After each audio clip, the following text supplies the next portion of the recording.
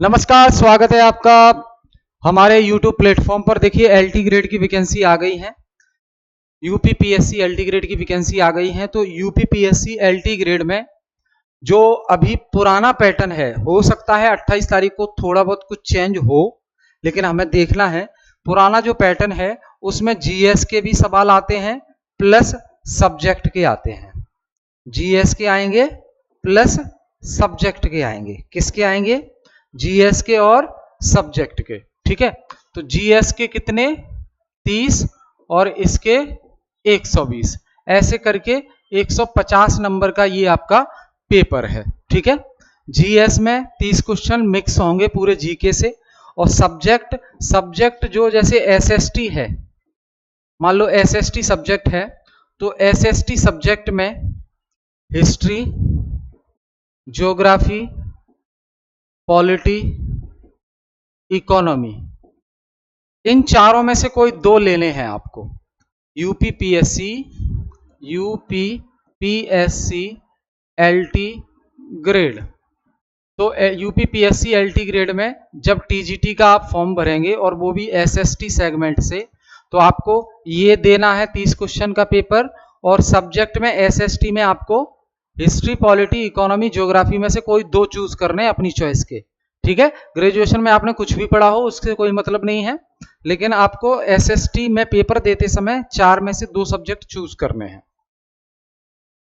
तो ये देखिए, ये कॉमन सेगमेंट को ध्यान में रखते हुए क्लास है। एसएसटी की भी क्लास आएगी इसके बाद। ठीक है, तो कॉमन सब्जेक्ट जो 30 क्वेश्चन है। तो प्रश्न है आपका, सबसे पहले देखिए प्रश्न आपका क्या कह रहा है। Which imaginary line divides India into almost 2 equal halves latitudinally. निम्नलिखित में से वो कौन सी काल्पनिक रेखा है, इमेजिनरी लाइन है, जो भारत को लगभग 2 बराबर भागों में बांट देती है। तो यहां देखो आप, जैसे मैं सर्किल ड्रॉ करके बताऊं, यहां पे आपके कॉन्सेप्ट भी क्लियर हो जाएंगे जिन्हें जियोग्राफी टफ लगता है। तो ये मैंने किया आपका, और इसको मैं फ्रेमिंग दे देता हूं, ये बना दिया मैंने। ठीक है, क्लियर। ये अर्थ हो गया, हालांकि अर्थ का जो शेप है वो जियोइड है, यहां से दबा हुआ थोड़ा सा, लेकिन हम मान के चल रहे हैं ये जो मिड में लाइन है ये 0 डिग्री है, इक्वेटर। क्या कहते हैं इसको? 0 डिग्री भूमध्य रेखा। और कलर चेंज करता हूं मैं, समझ आएगा आपको। यहां ये वाली जो लाइन है इसको कहते हैं लॉन्गिट्यूड। क्या कहेंगे? लॉन्गिट्यूड, देशांतर। ठीक है, अब इंडिया कहां पर है इसमें? तो इंडिया यहां लाई करता है, इंडिया यहां लाई करता है। ठीक है, तो यहां देखो इक्वेटर क्या है, इक्वेटर हमारी अर्थ को 2 बराबर भागों में बांटता है। ये इक्वेटर वाली लाइन है, तो ये जो ऊपर का हिस्सा है ये इतना, इक्वेटर से ऊपर का जो हिस्सा है इसे, क्योंकि ये नॉर्थ पोल है ये साउथ पोल है, तो ये जो हिस्सा है उसे बोलेंगे नदर्न हेमिस्फीयर। नदर्न हेमिस्फीयर बोलेंगे, उत्तरी गोलार्ध। और जो नीचे का हिस्सा है ये साउथ में है, तो इसे बोलेंगे सदर्न हेमिस्फीयर। सदर्न हेमिस्फीयर यानी कि दक्षिणी गोलार्ध। तो गोलार्ध का मतलब क्या है? आधा गोला। तो ये पूरा गोला, तो आधा गोला ऊपर नॉर्थ की साइड, आधा गोला साउथ की साइड, तो उत्तरी गोलार्ध और दक्षिणी गोलार्ध। ठीक है, अब इंडिया क्योंकि यहां है, इंडिया इक्वेटर से ऊपर है। इंडिया क्या है? इक्वेटर से ऊपर है। और इंडिया को लगभग बराबर भागों में जो लाइन बांटती है उसे कहते हैं 23.5 डिग्री नॉर्थ। तो 0 डिग्री, उससे ऊपर 23.5 डिग्री, फिर एक लाइन होती है यहां 66.5 डिग्री, आर्कटिक सर्किल। वैसे ही इक्वेटर से नीचे लाइन होती है उसे बोलते हैं 23.5 डिग्री साउथ, और फिर एक और लाइन है उसे बोलते हैं 66.5 डिग्री साउथ। ठीक है, तो यहां देखो आप, इंडिया यहां पर है, तो ये जो लाइन है 23.5 डिग्री वाली, ये इंडिया के बराबर बीच से जाती है। इसे बोलते हैं क्या? इसे बोलते हैं ट्रॉपिक ऑफ कैंसर। इस लाइन को क्या बोलेंगे? ट्रॉपिक ऑफ कैंसर, कर्क रेखा। तो कर्क रेखा भारत को बराबर 2 भागों में बांटती है लगभग। ठीक है, तो यहां सवाल क्या पूछा है, वो कौन सी इमेजिनरी लाइन है जो इंडिया को ऑलमोस्ट 2 इक्वल पार्ट में डिवाइड कर देती है, तो वो लाइन है 23.5 डिग्री नॉर्थ, यानी कि ट्रॉपिक ऑफ कैंसर। वहीं अगर पूछ लेता यहां इंडिया की जगह लिखा होता अर्थ, इंडिया की जगह लिखा होता पृथ्वी, ऐसी इमेजिनरी लाइन जो पृथ्वी को लगभग 2 बराबर भागों में बांट देती है, उसे क्या कहते हैं? तो आंसर आपका हो जाता इक्वेटर। पृथ्वी को बराबर 2 भागों में बांटती है कौन सी लाइन? इक्वेटर। और भारत को बराबर भागों में बांटती है कौन सी लाइन? Tropic of cancer. ठीक है, तो इक्वेटर भारत से नहीं गुजरता, इक्वेटर जो है भारत से नहीं गुजरता, तो यहां प्रश्न का आंसर हो जाएगा आपका ट्रॉपिक ऑफ कैंसर।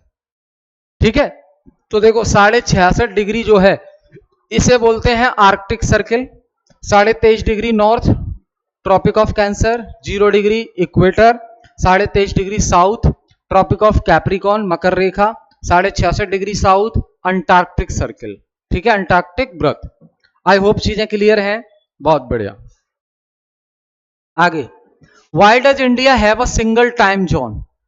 भारत में सिंगल टाइम जोन क्यों है? क्योंकि आप जानते हैं गुजरात से लेकर अरुणाचल प्रदेश तक, गुजरात से लेकर वेस्ट में गुजरात से शुरू करें तो ईस्ट में अरुणाचल प्रदेश तक टाइम डिफरेंस लगभग आ जाता है 2 घंटे का। ठीक है, टाइम डिफरेंस आ जाता है, लेकिन उसके बावजूद भी इंडिया में एक ही टाइम जोन है, जो कि कहां से निकली है?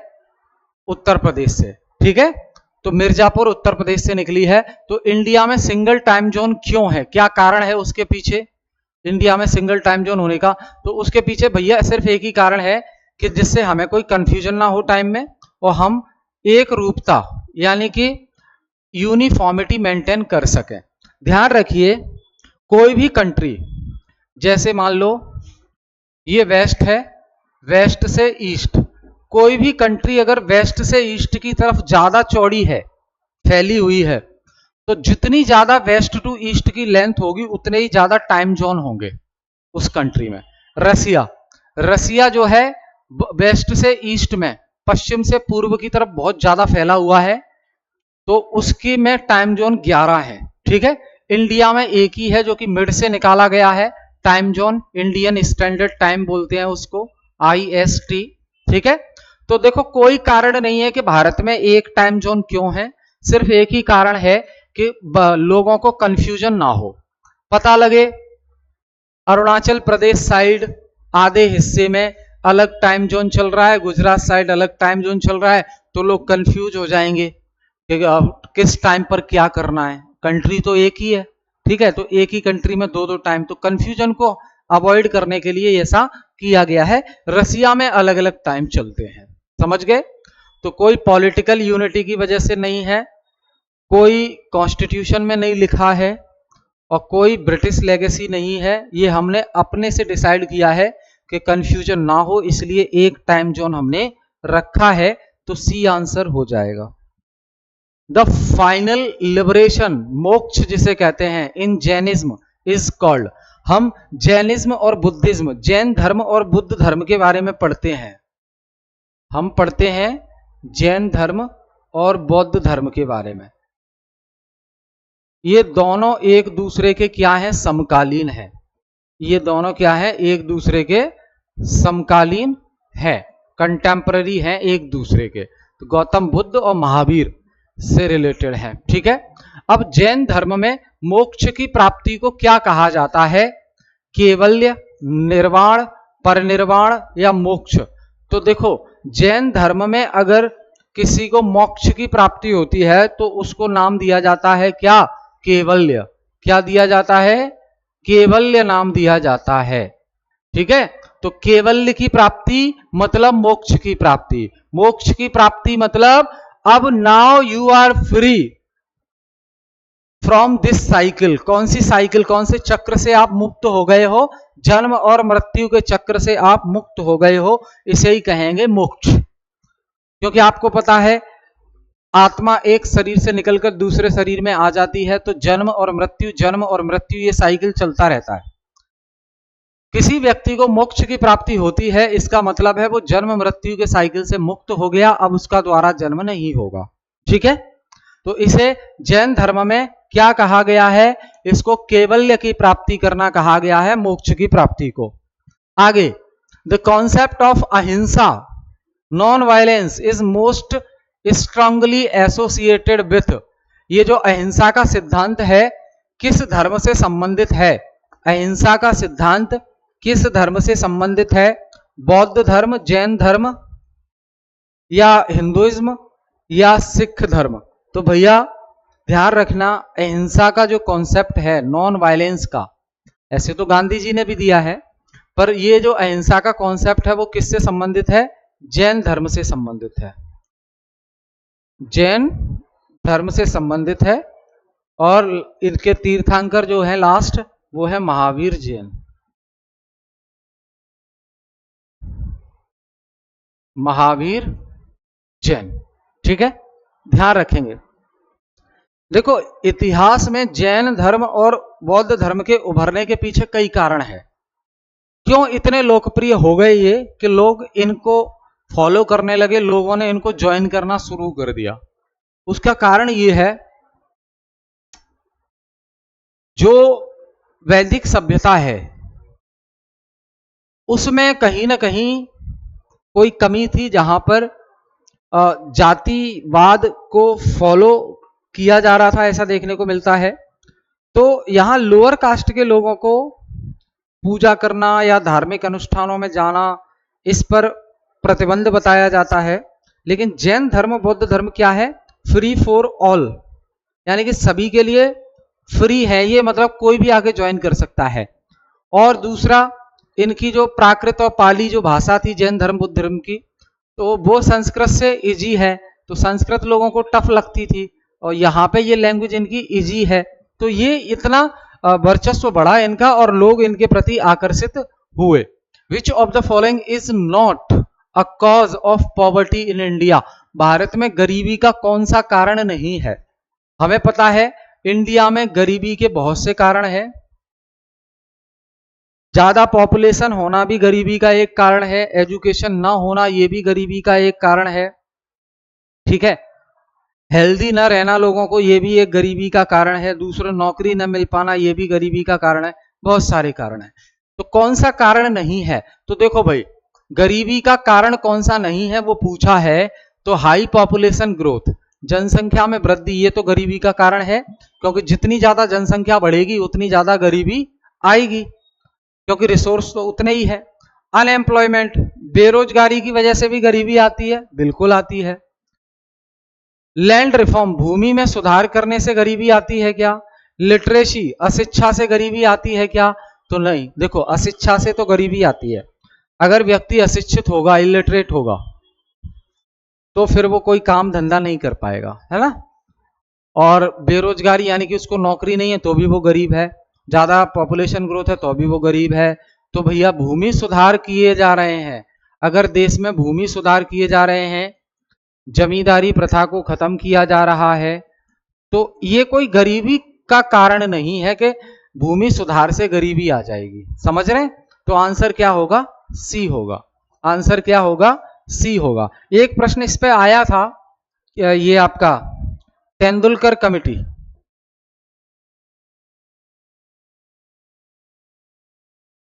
तेंदुलकर समिति, इस तेंदुलकर समिति का संबंध गरीबी से है, गरीबी से है, ध्यान रखना। तेंदुलकर समिति का संबंध गरीबी से है, ठीक है, ध्यान रखेंगे। आगे, which of the following is an example of disguised unemployment? अब अनएम्प्लॉयमेंट, बेरोजगारी, गरीबी, बेरोजगारी सब इंटरलिंक है एक दूसरे से। तो जो अनएम्प्लॉयमेंट है उसमें कई प्रकार के अनएम्प्लॉयमेंट हम देखते हैं, जैसे डिसगाइज्ड अनएम्प्लॉयमेंट यानी कि छिपी हुई बेरोजगारी, स्ट्रक्चरल अनएम्प्लॉयमेंट, संरचनात्मक बेरोजगारी, ठीक है। उसके बाद हम क्या देखते हैं, लिटरेट लोग भी गरीब वो अनएम्प्लॉयड हो रहे हैं। इन सब के पीछे कारण ये है कि देखो, डिसगाइज्ड अनएम्प्लॉयमेंट का मतलब ये है, प्रच्छन्न बेरोजगारी का मतलब ये है कि more people working on a small farm then needed.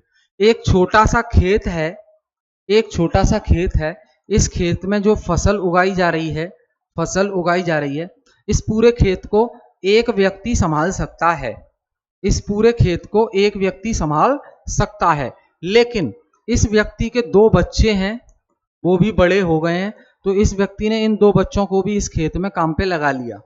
तो बताओ आप, जिस काम को एक ही व्यक्ति संभाल सकता है वहां 2-2 और आ जाएं, यानी कि टोटल 3 हो जाएं, तो काम करने वालों की संख्या बढ़ने से ऐसा तो नहीं है कि खेत में पैदावार बढ़ जाएगी, पैदावार तो उतनी रहेगी, प्रोडक्टिविटी। तो देखने में तो लग रहा है कि इन दोनों को भी रोजगार मिल गया है यहाँ खेत में, लेकिन इन दोनों के खेत में ज्वाइन करने से कोई एक्स्ट्रा प्रोडक्टिविटी नहीं हुई है, अतिरिक्त उत्पादन नहीं हुआ है, इसलिए ये बेरोजगार हैं वास्तव में। ठीक है, तो लिखें more people working on a small form then needed. जितने लोगों की जरूरत है उससे ज्यादा उस खेत में काम कर रहे हैं, तो उसका कोई मतलब नहीं बनता, क्योंकि खेत की प्रोडक्टिविटी बढ़ेगी नहीं अगर ज्यादा लोग काम कर लेंगे तो। समझ गए? आगे देखो, तेंदुलकर कमेटी का संबंध किससे है मैंने आपको बताया। तो तेंदुलकर कमेटी का संबंध है पॉवर्टी एस्टिमेशन से। पॉवर्टी एस्टिमेशन से लगभग 700 रुपए इन्होंने डिसाइड किया रूरल के लिए, और 1407 लगभग 772, हाँ 772 और 1407 अर्बन के लिए। ये पॉवर्टी एस्टिमेशन से रिलेटेड है Tendulkar committee. Where was lord Mahavir born, जो भगवान महावीर का जन्म कहां पर होता है, तो वैशाली, राजगीर, उज्जैन, कुंडाग्राम। तो कुंडाग्राम हमने पढ़ा है, ये वैशाली के नजदीक है, वैशाली के समीप, वैशाली के समीप कहां पर, कुंडाग्राम, वैशाली के समीप कुंडाग्राम में जो है इनका जन्म होता है, लॉर्ड महावीर, लास्ट तीर्थंकर जैन के। Where did Buddha give his first sermon, Buddha पहला सेरेमोन कब देता है अपना प्रवचन, गौतम बुद्ध सबसे पहला सेरेमोन कहाँ देते हैं, तो ये याद रखना है, बहुत प्रश्न पूछा जाता है। गौतम बुद्ध ने अपना पहला प्रवचन कहाँ दिया, सारनाथ में। कहाँ पे दिया, सारनाथ में, ध्यान रखेंगे। और ये जो बौद्ध धर्म है, बौद्ध और जैन, इनका मकसद एक ही है, यानी कि सभी को समान रूप से देखना, सभी को समान रूप से देखना, ये है इसका। ठीक है, याद रहेगा। Who presided over the joint session of parliament. अब देखो भाई, ये लोकसभा एक हाउस है, ठीक है, दूसरा हाउस है राज्यसभा। इन दोनों में बिल पास होता है और देन वो मूव करता है प्रेसिडेंट के पास, राष्ट्रपति के पास जाता है सिग्नेचर के लिए। अब मान लीजिए राष्ट्रपति के पास जाने से पहले ही इन दोनों में आपस में विवाद हो जाता है, किसी बिल को लेकर विवाद हो जाता है इन दोनों में। तो विवाद की स्थिति में भारतीय संविधान का एक अनुच्छेद है आर्टिकल 108। 108 के तहत राष्ट्रपति को यह पावर है, राष्ट्रपति को यह पावर है कि अगर राज्यसभा लोकसभा में आपस में कोई विवाद है तो उस विवाद को सुलझाने के लिए राष्ट्रपति संयुक्त अधिवेशन बुला सकते हैं, संयुक्त अधिवेशन बुलाते हैं, यानी कि ज्वाइंट सिटिंग बुलाते हैं, और फिर ज्वाइंट सिटिंग में उस विवाद को सॉल्व किया जाता है। ठीक, तो ध्यान रखना, संसद के संयुक्त सत्र की अध्यक्षता कौन करता है, तो राष्ट्रपति तो बुला देते हैं ज्वाइंट सिटिंग, लेकिन जो ज्वाइंट सिटिंग होगी उसका अध्यक्ष कौन बनेगा, ज्वाइंट सिटिंग का अध्यक्ष कौन बनेगा, तो ध्यान रखना जो उस समय लोकसभा का स्पीकर होगा वही ज्वाइंट सिटिंग का भी अध्यक्ष कहा जाएगा। तो यह आंसर हो जाएगा लोकसभा का स्पीकर। क्या होगा, लोकसभा का स्पीकर। एक और चीज मैं यहां बता देता हूं आपको, सभी बिल के लिए ज्वाइंट सिटिंग बुलाई जा सकती है सिवाय किसके लिए, किसके लिए ज्वाइंट सिटिंग नहीं बुलाई जा सकती, ये सवाल पूछा गया है। बुलाई जा सकती तो दो के लिए, दो के लिए, अभी तक 3 बार बुलाई गई है, 2 के लिए। कौन सी, एक तो संविधान संशोधन विधेयक, कॉन्स्टिट्यूशनल अमेंडमेंट बिल, संविधान संशोधन विधेयक, अगर संविधान में अमेंडमेंट से रिलेटेड विधेयक है उसके लिए नहीं बुला सकते। दूसरा, धन विधेयक से रिलेटेड है तो भी जॉइंट सिटिंग नहीं बुला सकते। क्लियर, ध्यान रखेंगे। Which sector contribute the highest to India GDP currently, Bharat की जो जीडीपी बनती है, भारत की जो जीडीपी बनती है जिसमें प्राइमरी, सेकेंडरी और सर्विस यानी कि सेवा क्षेत्र और ये उद्योग और ये प्राथमिक यानी कि कृषि, तो इन तीनों से मिलकर भारत की जीडीपी बनती है साल की। तो सबसे ज्यादा किस क्षेत्र से कंट्रीब्यूशन आता है जीडीपी में, सबसे ज्यादा इनकम किस क्षेत्र से आती है, तो वो किससे आएगी, सर्विस से आएगी। किससे आएगी, तो ध्यान रखना दोस्त, सबसे ज्यादा इनकम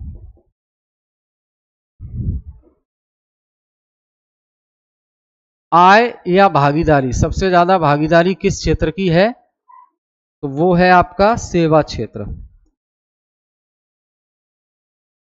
सर्विस सेक्टर। और सबसे कम किसकी है,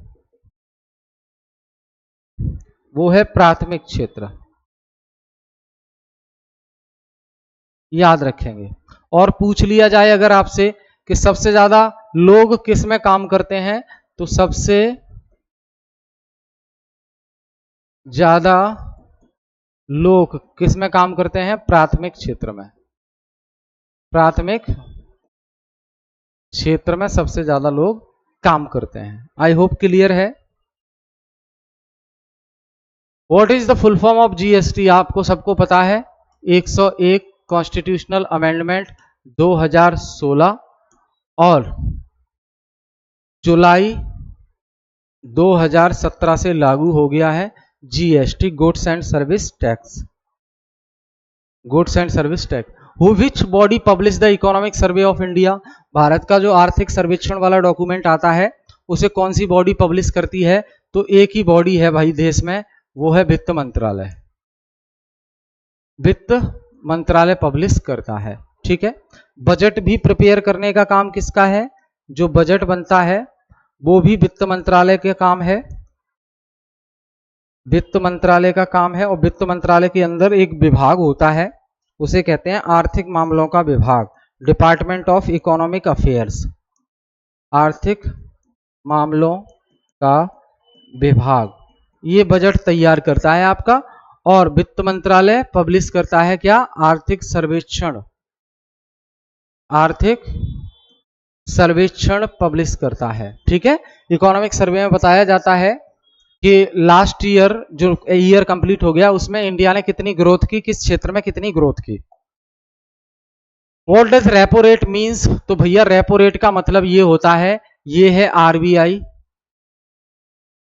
आरबीआई लोन प्रोवाइड करती है, आरबीआई कर्ज देती है किसको, कमर्शियल बैंक को, कमर्शियल बैंक को आरबीआई कर्ज देती है और बदले में कमर्शियल बैंक आरबीआई को ब्याज देते हैं। इसे ही कहते हैं क्या, ब्याज दर को कहते हैं रेपो रेट, रेपो रेट। बस एक चीज याद रखना आप, ये जो आरबीआई कर्ज दे रही है कमर्शियल बैंक को, ये शॉर्ट टाइम पीरियड के लिए होता है, कम समय अवधि के लिए। ठीक है, which of the following Kings was a great patron of Jainism, Jainism निम्नलिखित में से कौन सा राजा जैन धर्म का महान संरक्षक था, तो भैया चंद्रगुप्त मौर्य का नाम याद रखना है आपको। किसका नाम याद रखना है, चंद्रगुप्त मौर्य, ये महान संरक्षक था इस धर्म का, ध्यान रखेंगे। बाकी हम मौर्य काल पढ़ते हैं जब डिटेल में देखते हैं इसको। What is the main cause of urban employment, शहरों में बेरोजगारी आने का सबसे बड़ा कारण क्या है, वो है रैपिड माइग्रेशन, रैपिड माइग्रेशन, यानी कि इसका मतलब ये है कि गांव से लोग शहर की तरफ ज्यादा आ रहे हैं, गांव के लोग शहर की तरफ ज्यादा आ रहे हैं नौकरी रोजगार की तलाश में, इसीलिए शहर में अनएम्प्लॉयमेंट बढ़ रहा है, शहर में अनएम्प्लॉयमेंट बढ़ रहा है। What is the tenure of chief election commissioner of India, Bharat के जो निर्वाचन आयुक्त हैं मुख्य निर्वाचन आयुक्त भारत के, उनका टेन्योर कितना होता है? तो भैया या तो 6 साल तक वो रह पाएंगे या फिर उनकी उम्र 65 साल पहले हो जाए। तो इन दोनों में से जो भी पहले हो वही माना जाएगा, वही माना जाएगा। चीफ इलेक्शन कमिश्नर को नियुक्त करने का काम भारत के राष्ट्रपति करते हैं और वहीं चीफ इलेक्शन कमिश्नर के साथ 2 इलेक्शन कमिश्नर भी होते हैं। ये तीनों लोग राष्ट्रपति को जब चाहे तब रिजाइन दे सकते हैं या इन्हें हटाया भी जा सकता है, ठीक वैसे ही जैसे सुप्रीम कोर्ट के जजेस को हटाया जाता है। फिस्कल डेफिसिट का मतलब क्या होता है? फिस्कल डेफिसिट का मतलब क्या होता है भाई बताओ, जल्दी से बताओ। तो यहां ध्यान रखना, टोटल रेवेन्यू जो आया है सरकार के पास, रेवेन्यू में से एक्सपेंडिचर यानी कि खर्च माइनस कर दो, जिसमें उधारी शामिल ना हो, तो इनका जो डिफरेंस है उसे ही कहते हैं राजकोषीय घाटा। उसे ही कहेंगे क्या? राजकोषीय घाटा। उधारी शामिल नहीं है इसमें। ये हम पढ़ते हैं किसमें? ये हम पढ़ते हैं फिस्कल पॉलिसी ऑफ इंडिया में। Fiscal policy of India, Bharat की जो राजकोषीय नीति हम पढ़ते हैं, 2 प्रकार की नीतियां हम पढ़ते हैं, मौद्रिक नीति और राजकोषीय नीति। तो दोनों के बारे में हमें पढ़ना है, ठीक है, क्वेश्चन पूछे जाते हैं। The election commission of India was established in the year, कब इस्टेब्लिश हुआ? तो भैया 1950 को इस्टेब्लिश होता है भारत का निर्वाचन आयोग। और जब इस्टेब्लिश होता है तो इलेक्शन कमीशन ऑफ इंडिया, इसमें एक ही मेंबर था, एक ही सदस्य था। लेकिन फिर क्या हुआ? 61वां संविधान संशोधन होता है, 61वां संशोधन किया जाता है 1988 में। इसके बिहाफ पर वोट देने की उम्र 21 से कम करके 18 कर देते हैं। फिर उसी के बाद 1989 में इलेक्शन कमीशन ऑफ इंडिया में, जो कि 1 मेंबर हुआ करता था, यहां 2 मेंबर और जोड़ देते हैं। तो अब ये बन जाता है बहुसदस्यीय संस्था यानी कि मल्टी मेंबर बॉडी। तो एक चीफ इलेक्शन कमिश्नर और 2 इलेक्शन कमिश्नर, ठीक है, याद रहेगा। The election commission supervises election 2, जो इलेक्शन कमीशन ऑफ इंडिया है वो कौन कौन से इलेक्शन करवाता है? तो